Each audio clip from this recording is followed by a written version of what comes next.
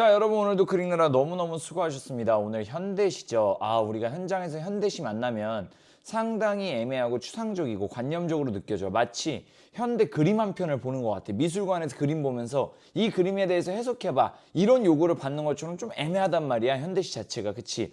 전달하고자 하는 바가 정확하게 어떤 서사, 인물, 사건, 배경 그리고 어떤 시간의 흐름이 뚜렷하지가 않기 때문에 그렇지. 어떤 일련의 서정갈래기 때문에 정서들이 뚝뚝 그냥 던져진단 말이야. 슬프다, 기쁘다, 외롭다, 가고 싶다 이런 식으로 정서들이 막 던져지기 때문에 우리가 현장에서 애매함을 느낄 수 있어. 그래서 현대시는요, 상황과 반응으로 담백하게 나눠서 분석하는 연습을 우리가 계속 해야 된단 말이야. 그래서 자, 오늘 한번 같이 가봅시다.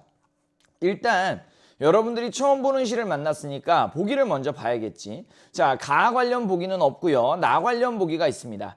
나의 화자는 뿌리에 의지하는 삶을 살다가 심경에 변화가 생겨서 뿌리로부터 벗어나기를 원한다. 자, 여러분, 뿌리에 의지하는 삶이었다가 뿌리로부터 벗어나기를 원해. 요 변화가 중요하다. 심경의 변화가 중요한 거야. 여러분들, 내가 말씀드렸던 현대시는 상황과 반응으로 나눠라 라는 슬로건에서 반응이 심경이야. 반응이 어떤 상황에서 내 마음속에 이제 촉발되는 정서, 심경, 기분, 태도라고 볼 수가 있는 거죠. 이 심경이 주제란 말이야. 사실은 그 시를 쓰는 화자, 그 시를 쓰는 작가의 마음이 주제인 거잖아. 그래서 지금 주제가 뭐야? 뿌리에 의지하고 있다가 이제 뿌리로부터 벗어나고자 해. 그치? 맞아. 불안정하고 예측 불가능하지만 새로운 길을 찾아 나서는 것이다. 그렇죠. 우리가 한 단계 성장하기 위해서는 익숙함에서 벗어나야 돼. 익숙함에 안주하지 말고 오히려 좀 불안정함과 새로운 세계에 대한 어떤 불안감을 내가 일부러 좀 느껴야 된단 말이야. 거기에서 또 다른 성장이 있는 거죠.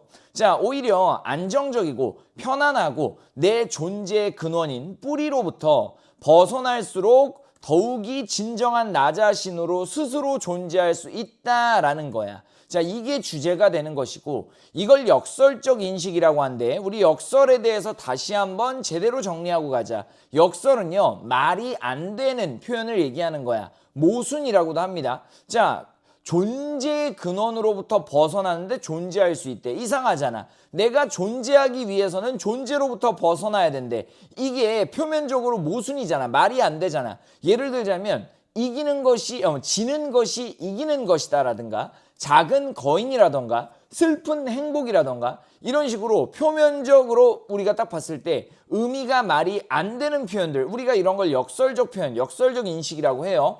그래서 자, 지금도 마찬가지죠. 오히려 존재하기 위해서는 존재로부터 벗어나야 된다라는 표현 자체가 굉장히 역설적이다. 하지만 우리는 이해할 수 있죠. 어떤 것으로부터 진정 내가 존재하고 어떤 것으로부터 정말 성장하고 발전하기 위해서는 편안함, 익숙함, 그리고 나의 존재의 근원, 그런 어떤 품으로부터 내가 벗어나서 불확실한 미지의 세계로 용기를 가지고 발걸음을 옮겨야 된다는 거죠. 거기에서 우리가 예를 들자면 알 속에 있는 존재들이 새로운 세상에 가기 위해서는 그 익숙하고 편안한 알을 깨고 밖으로 나가야 되잖아요. 그래서 그 알이 나의 존재의 근원이지만 어쨌든 그 알을 깨버려야 새로운 세계로 나아갈 수가 있다라는 거 우린 이해할 수 있죠. 그런 멋진 시가 되겠고요. 그럼 선생님, 상황은 뭐예요? 여러분들 제가 써놨는데 상황은 뿌리로부터. 상황 잡는 거 어렵잖아. 선생님, 상황 어떻게 잡아야 돼요? 너무 애매한데요? 자, 그럴 때 제가 팁을 좀 드리자면 제목 생각해봐. 제목이 뭐야? 지금 뿌리로부터야. 내가 지금 뿌리로부터 무언가 변화가 일어나고 있는 거야. 내가 지금 뿌리에 위치해 있는데 그 뿌리로부터 벗어나고자 하는 의지를 드러내고 있는 거지. 그러면 상황은 뿌리로부터라고 잡아보면 되겠고, 거기서의 반응은 이 뿌리로 의지하고 있다가 뿌리에 의지하고 있다가 이내 뿌리에서 벗어나려는 반응, 정서, 성장을 원하는 기분, 태도, 인식이라고 우리가 주제를 정리하면 되겠네요. 자, 그러면 너무나 추상적이고 애매한 시지만 상황과 반응으로 우리가 깔끔하게 분석이 가능해진다라고 볼 수가 있겠죠. 자, 그러면 크게 시를 읽어보면 자, 이런 신도라던가 줄기를 믿는 편이라던가 이런 모든 문장들을 여러분들이 너무 깊게 읽으려고 하지 마세요. 시어 하나하나에 어떤 상징이 숨어 있나 너무 집착할 필요가 없다는 거야. 크게 읽으면 지금 뿌리로부터의 상황에서 벗어나려고 하는구나. 그리고 벗어나서 어디로 가고 싶은 거야? 뿌리 반대편에 있는 맨 위에 있는 꽃잎으로 가고 싶다라고 우리가 읽을 수가 있겠죠. 자, 언제라도 흩날릴 준비가 되어 있다는 것, 이것은 오히려 안정적인 뿌리, 엄마의 품과 같은 존재의 근원인 뿌리로부터 벗어나서 내가 좀 불안정하고 흔들리더라도 새로운 성장을 위한 도전, 모험을 감수하겠다는 것, 이렇게 우리가 읽을 수가 있겠네요.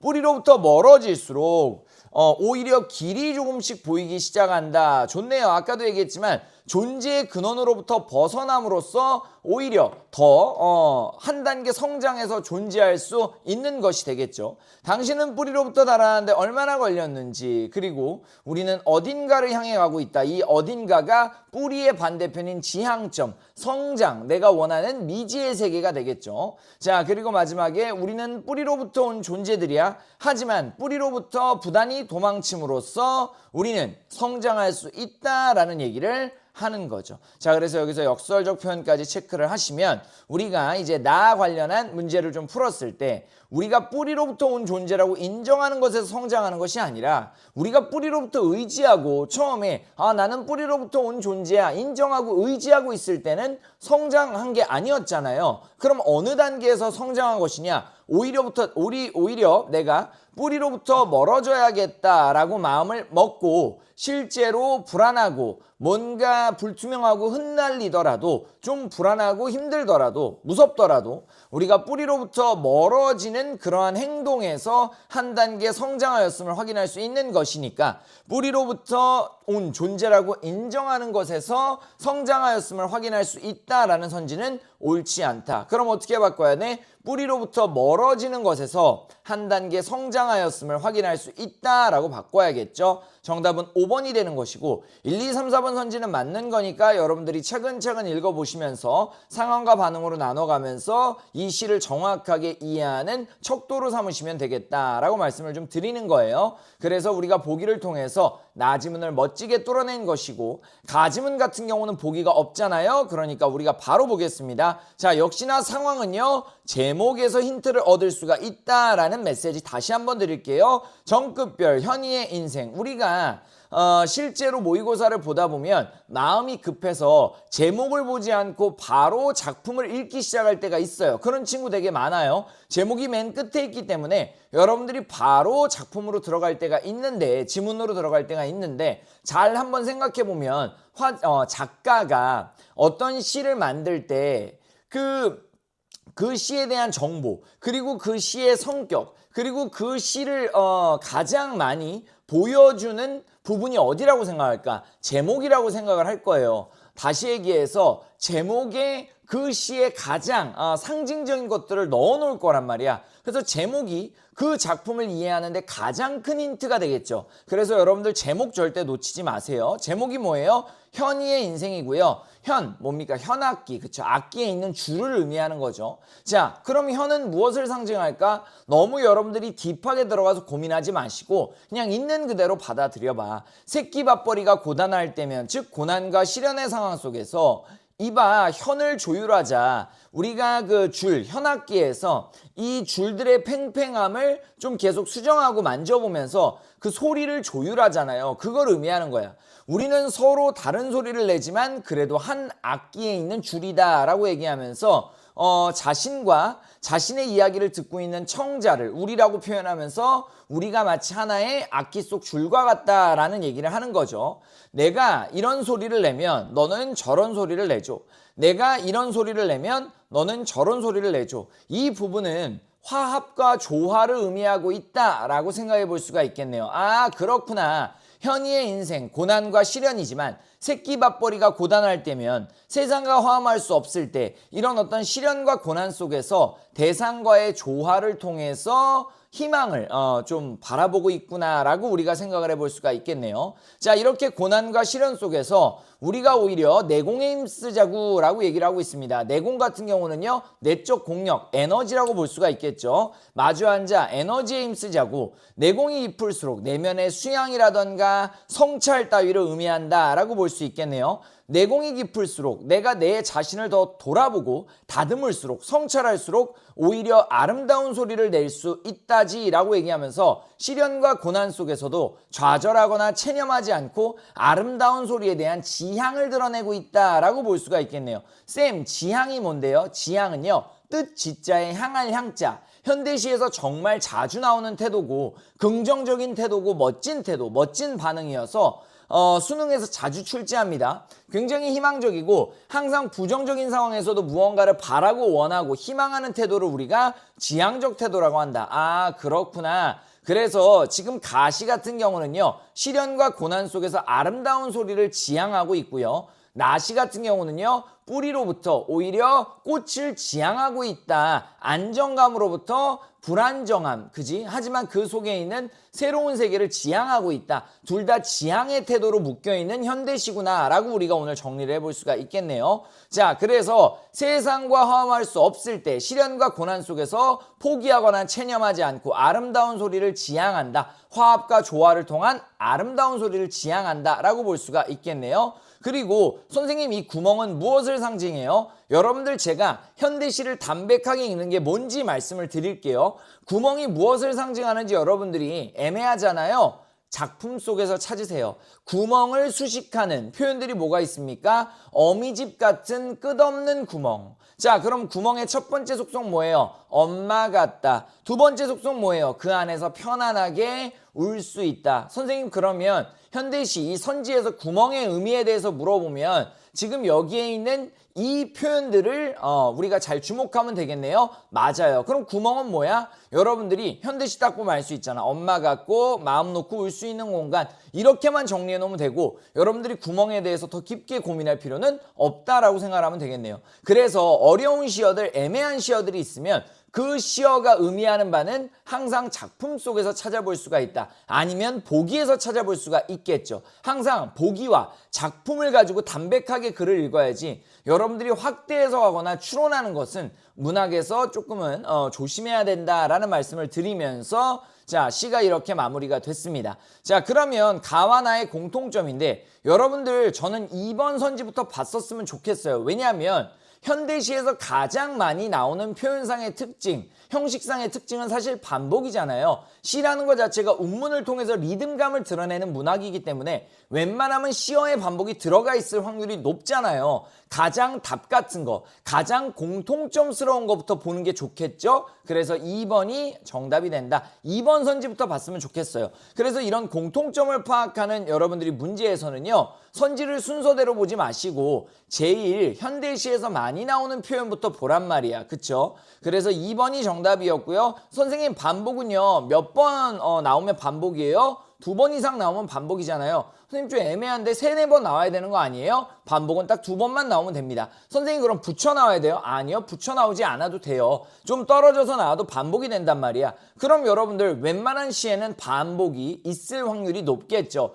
여기에서는 소리가 반복되고 있는 것이고 뿌리가 반복되어 있는 것이다. 여기에 뿌리 나오고 여기 뿌리 나오고 또 여기에 뿌리 나오고, 사연에서도 이런 식으로 뿌리가 계속 반복되는 것이고, 제가 하나 더 말씀을 드리자면 이 뒷부분 쫙 다 묶으세요. 이런 걸 뭐라고 하냐면 판단할 필요가 없는 당위 효과라고 합니다.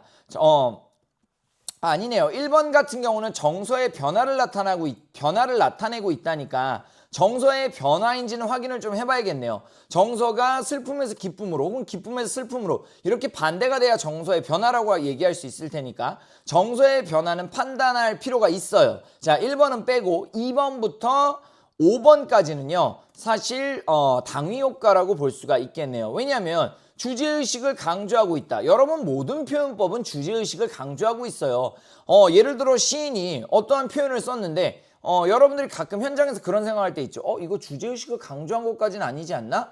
근데 여러분 역으로 한번 생각을 해보자고. 아니 그럼 시인이 어떤 표현법을 썼어요. 근데 야, 이 시어 왜 쓴 거야? 이 표현 왜 쓴 거야? 그랬더니 주제의식을 강조하기 위한 거지? 이랬더니 시인이 아니 주제의식 강조하는 거 아닌데? 그럼 뭐야? 그냥 쓴 건데? 주제하고 관련 없는데? 말이 안 되잖아요. 짧디 짧은 현대시에서 주제의식을 강조하기 위한 표현이 아닌 게 없겠죠. 모든 텍스트는 주제의식을 강조하고 상황을 부각하고 태도를 나타내고 있고 결국에 색채어, 모든 색채어는 감각적, 감각은 시각, 미각, 청각, 촉각, 후각을 얘기하는 거예요. 감각적으로 드러내고 있는 거죠. 그래서 여러분들이 2번부터 5번 선지 같은 경우에는요. 뒷부분은 확인할 필요가 없는 당위 효과의 선지다라고 제가 말씀을 드리고 싶은 거야. 그럼 현장에선 앞부분만 빠르게 파악해서 정답을 골라내면 되겠죠. 자, 그래서 색채어 같은 경우에서도 제가 좀 헷갈리는 포인트를 말씀을 드리면 색채어는 하양, 검정 이런 색채어를 의미하는 거고 눈, 까마귀 이런 거는 색채 이미지의 시어라고 합니다. 눈 같은 경우는 색채어는 아니에요. white, red 이런 건 아니지만 어쨌든 이 시를 읽었을 때 색채 이미지, 하얀색이라는 것을 떠올릴 수 있잖아요. 그래서 눈이나 까마귀 이런 것은 색채 이미지의 시어가 되겠고요. 하양, 검정, 실제로 색깔을 나타내는 단어는 색채어라고 보면 되겠습니다. 그래서 정답은 2번이 되는 것이고요. 감각적이라는 것은 아까도 얘기했지만 시각, 청각, 촉각, 미각, 후각 중에 하나가 드러나야 된다라고 볼 수가 있겠네요. 자, 그리고 반응 관련한 선지입니다. 3번은요. 속삭임을 통해 비명을 노래하는 자신의 삶을 반성하는 게 아니라 말 그대로 나는 이런 소리를 낼 테니 너는 저런 소리를 내줘. 소리끼리의 화합을 통한 아름다운 소리의 지향. 힘들고 굉장히 시련과 고난 속에서도 대상과 화합하면서 아름다운 삶을 살겠다라는 의지를 드러내는 것이지 비명을 노래하는 자신의 삶을 반성하고 고치고 싶은 건 아니라는 거다. 3번을 정답으로 가져가시면 되겠습니다. 2번 문제가 어려웠을 것 같아요. 실제로 여러분들에게. 자, 그래서 이렇게 여러분들이 오늘 상황과 반응으로 나눠서 현대시를 파악하는 방법 배웠고요. 상황을 파악하기가 좀 어려운 친구들은 제목에 주목하라까지 제가 얘기를 했었고 오늘 공통되는 반응은요. 지향이었습니다. 내가 무언가를 바라고 원하고 소망하는 것, 뜻지자에 향할 향자야. 내가 그쪽을 계속 바라고 원하고 소망하는 태도, 이 지향의 태도를 기억해 둡시다. 수많은 현대시에서 항상 어떤 것을 지향하고 바라고 원하는 경우가 많죠. 사실은 시를 떠나서 인간의 인생이 그렇죠. 항상 나 대학에 가고 싶어, 더 나은 삶을 살고 싶어, 뭐 혹은 자고 싶어, 가고 싶어, 무언가를 원하고 싶어, 돈 벌고 싶어, 공부 잘하고 싶어, 모든 것들은 지향, 무언가를 바라고 원하고 희망하는 거잖아요. 그래서 현재의 상황에서 무언가를 바라고 원하고 그쪽으로 향하고 싶은 마음, 이 지향의 태도를 여러분이 꼭 기억해 두시면 현대시들을 읽는데 도움이 좀 될 겁니다. 자, 좋습니다. 아름다운 소리를 내기 위해서 노래하는 화자의 모습이 드러났던 가시의 포인트가 있었던 데일리 퀴즈였어요. 노래라고 정리를 해주시면 되겠고요. 여러분들 행복도 좋지만 정신의 힘을 길러주는 것은 고뇌입니다. 고뇌는 마음속의 괴로움이죠. 우리가 글을 읽을 때 그리고 인생을 살아갈 때 또 무언가 시험을 보고 틀리고 좌절하고 이 고뇌 속에서 끊임없이 성장하고 있다는 것을 잊지 않았으면 좋겠습니다. 여러분 오늘도 고뇌하면서 1일 1지문 푸시느라 너무너무 수고하셨고요.